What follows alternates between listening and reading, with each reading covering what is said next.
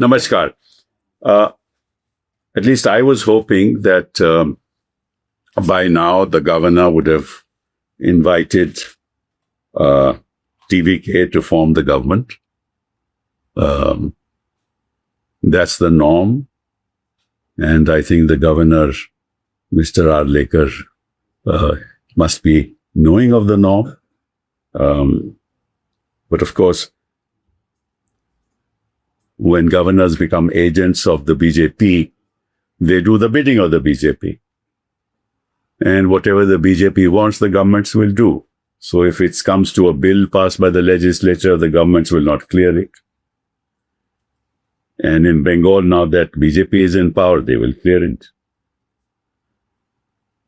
So at this moment, what is the situation? In a 234 Assembly House, 108 go to the TVK, 59 to the DMK, 47 to the Anna DMK, 5 to INC, 4 to PMK, 2 to IUML, and 2 to CPI. And the magic figure is 190. So clearly, as of today, TVK does not have a majority in the House. There's no doubt about that.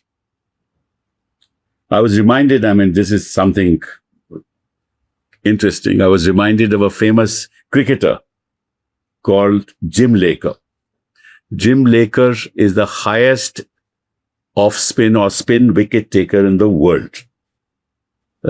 He played a match against the Australians, I think, in 1958 and got 19 wickets in a test match, the highest ever.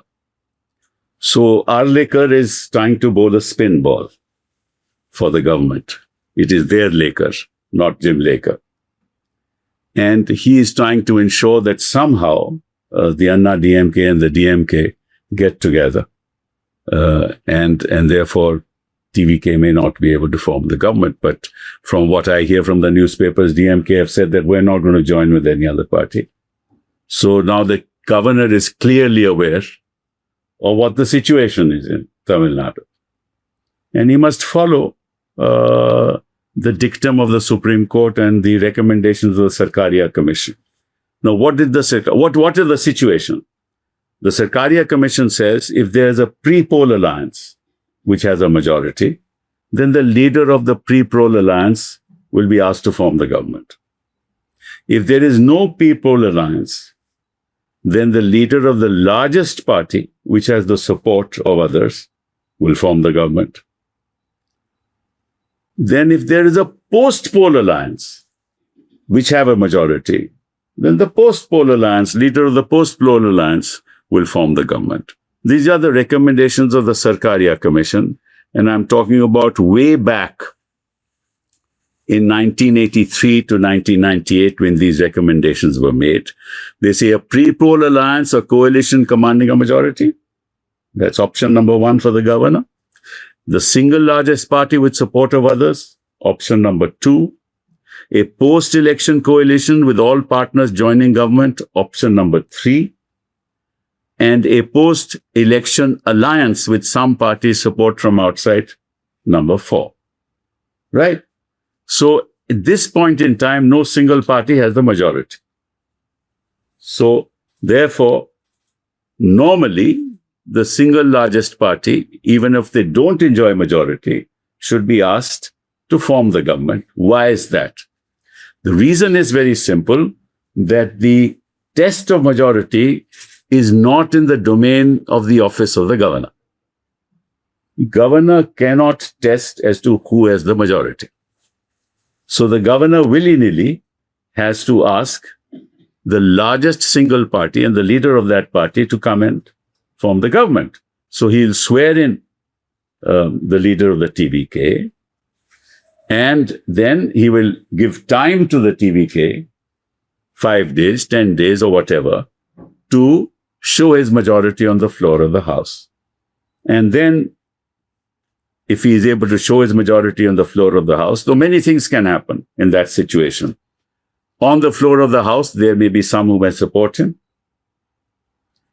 There may be others who may not support him, but don't defeat him. Right? They may abstain. Right? So, his government will survive and he will continue to to manage the government. That's the law, and that's happened actually only once in Karnataka, where the BJP was the single largest, but did not have the majority of the house in Karnataka. And the governor asked the BJP to come and form the government. So you have a precedent also. So I don't see why this governor is not playing ball.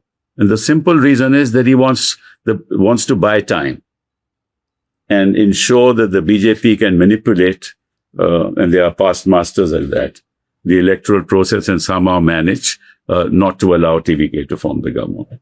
That's the law on the subject, and I can sort of go on and on.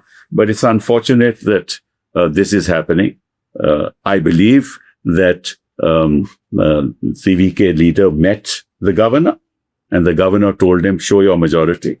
You don't have majority, but that's not the governor's task. It's not the governor's job, because under Bomai, it is clearly said, and that's a constitutional bench judgment, that the governor cannot decide in his office as to who has majority or not.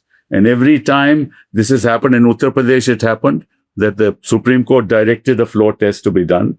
I myself argued several cases of this nature. So it's unfortunate, and I wanted to bring it to the notice of this government, of the people of my country, that if this is the way governors are going to behave, then we might as well say goodbye to norms and goodbye to democracy.